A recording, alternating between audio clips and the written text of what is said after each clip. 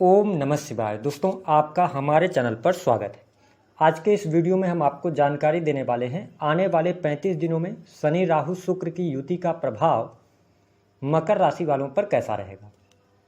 18 मई 2025 तक इस युति के प्रभाव के कारण कौन सी घटनाएं आपके जीवन में घटित होंगी, विस्तार से इस वीडियो में हम चर्चा करेंगे।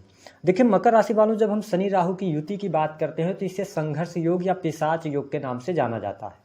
वही राहु शुक्र की युति को मायावी योग के नाम से जाना जाता है। तो आइए जानते हैं कि मकर राशि वालों इस युति का प्रभाव आने वाले समय में आपके लिए कैसा रहेगा। यह जो राशिफल हम आपको दे रहे हैं यह 15 अप्रैल 2025 से लेकर 18 मई 2025 तक एप्लीकेबल रहने वाला है। आपकी यदि हम देखते हैं तो पिछले 7.5 वर्ष से आप शनि के 7.5 के प्रभाव में चल रहे थे, लेकिन 29 मार्च 2025 से आपकी शनि की 7.5 समाप्त हो चुकी है। और शनि, जैसा कि आप सभी जानते हैं कि हमारे ज्योतिष शास्त्र में इन्हें कर्म फलदाता कहा जाता है, इन्हें दंडाधिकारी भी कहा जाता है। शनि दुख देने का कार्य अवश्य करते हैं। शनि शोक, दुख, कष्ट, पीड़ा, स्टेबिलिटी के ग्रह माने जाते हैं। वही जब हम राहु जैसे प्लेनेट की बात करते हैं तो राहु किसी रूढ़िवादिता को नहीं मानता। राहु जुनून है, आकस्मिक रूप से होने वाली घटनाएं, छल कपट, धोखा, इंटरनेट, चलचित्र, चोरी, भय, जुआ, सट्टा, लॉटरी, इन सभी चीज़ों का इसको कारकत्व प्राप्त है। तो वही जब हम शुक्र जैसे ग्रह की बात करते हैं तो शुक्र को दैत्य गुरु कहा जाता है। शुक्र सुंदरता, आकर्षण, भोग विलास, प्रेम, लग्जरियस आइटम, कला, स्त्री सुख आदि के कारक ग्रह कहे जाते हैं। ऐसे में ये तीनों ग्रह कि जब हम बात करते हैं तो आपके लिए बहुत अच्छी पोजीशन में रहेंगे। यानी तीसरे भाव में शुक्र राहु शनि की युति का होना निश्चित तौर पर आपके जीवन में सकारात्मक बदलाव यहाँ पर आपको देखने को मिलेगा, क्योंकि आप शनि की 7.5 से मुक्त हो चुके हैं। तो ऐसी स्थिति में मकर राशि वालों, जो सबसे अच्छी बात आपके लिए रहने वाली है कि इस समय अवधि के दौरान जो स्टूडेंट हैं, विद्यार्थी हैं, उनके लिए यह समय किसी वरदान से कम नहीं होगा। यदि आप किसी भी प्रकार के कॉम्पिटिटिव एग्जाम वगैरह की तैयारी कर रहे हैं तो आपके लिए समय बहुत ही शानदार बना हुआ है। पंचम भाव से देवगुरु बृहस्पति का भी गोचर चल रहा है। तो ऐसी स्थिति में यह समय आपकी पढ़ाई लिखाई के लिए, विद्या अर्जन के लिए बहुत ही बढ़िया रहने वाला है। और आप स्टूडेंट हैं, विद्यार्थी हैं, तो आप कड़ी मेहनत के लिए भी तैयार होंगे। इस युति के प्रभाव के कारण आपके अंदर एनर्जी लेवल अच्छा रहने वाला है।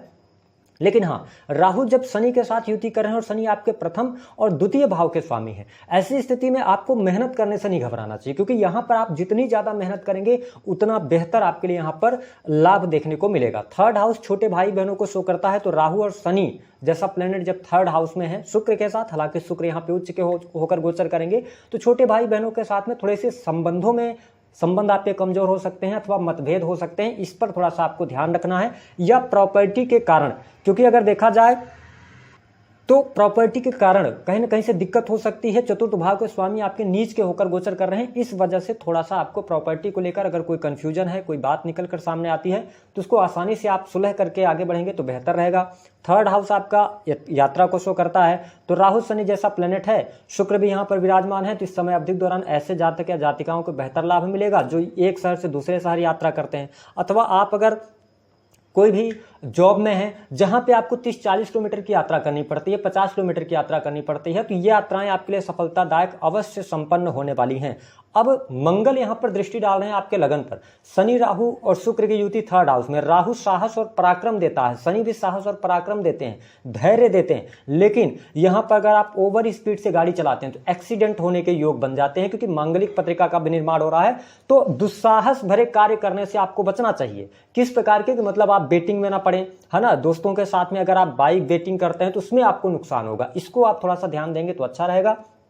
इसके अतिरिक्त जो लोग जॉब कर रहे हैं, नौकरी पेशा लोगों के लिए अच्छा समय रहेगा। यदि आप काफ़ी लंबे समय से परिवर्तन के बारे में सोच रहे थे तो यह समय रहेगा जब आप परिवर्तन की तरफ आगे बढ़ सकते हैं, आपको लाभ भी प्राप्त होगा। और अगर आपने अभी तक परिवर्तन नहीं किया है तो आपके सामने कुछ अपॉर्चुनिटीज भी मई के महीने में आने जा रही हैं, जहां से आप प्राइवेट सेक्टर के अंदर जॉब चेंज कर सकते हैं। आपकी कोई इच्छा पूर्ति हो सकती है। जो लोग जॉबलेस हैं उनके लिए नई जॉब के योग बनते हैं, चाहे आप जातक हो या जातिका हो। तो स्थिति आपके लिए बढ़िया यहाँ पर रहने वाली है। जो पिछले 7.5 सालों में आपने खोया है वो सब कुछ धीरे धीरे करके अभी आपको मिलना शुरू हो जाएगा। लेकिन यह समय मैं आपके हेल्थ के लिए बहुत अच्छा नहीं देख रहा हूँ। हेल्थ में अभी प्रॉब्लम रहेगी। जिनको बीपी की समस्या रही है, स्किन से रिलेटेड कोई इशू रहा है, उनको थोड़ा सा ध्यान रखने की आवश्यकता रहेगी। अभी भी अपने स्वास्थ्य को लेकर आप सचेत जरूर रहिएगा। योग व्यायाम से जुड़िएगा तो अच्छा रहेगा, क्योंकि मंगल की दृष्टि आपके राशि पर पड़ रही है। हालांकि देवगुरु बृहस्पति भी राशि को देख रहे हैं, लेकिन अगर हम देखें तो शनि आपके पंचम भाव को देख रहे हैं, शनि आपके 9th हाउस को देख रहे हैं और आपके 12th हाउस को देख रहे हैं।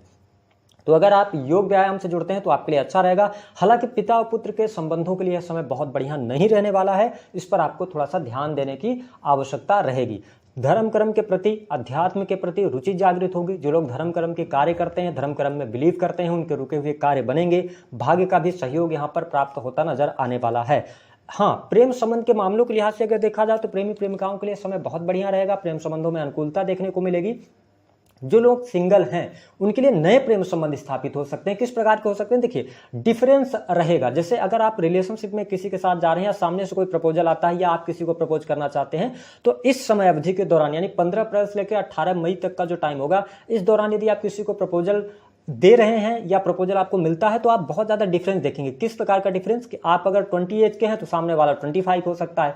एज में डिफरेंस हो सकता है, कल्चर में डिफरेंस हो सकता है ना। तो यहां पर आप कहीं ना कहीं से इंटरकास्ट लव की तरफ जा सकते हैं। ये स्थिति यहां पर बनती हुई नजर आ रही है। हालांकि संतान की स्थिति की बात करें तो संतान की स्थिति बहुत बढ़िया रहने वाली है। संतान की प्रगति होगी।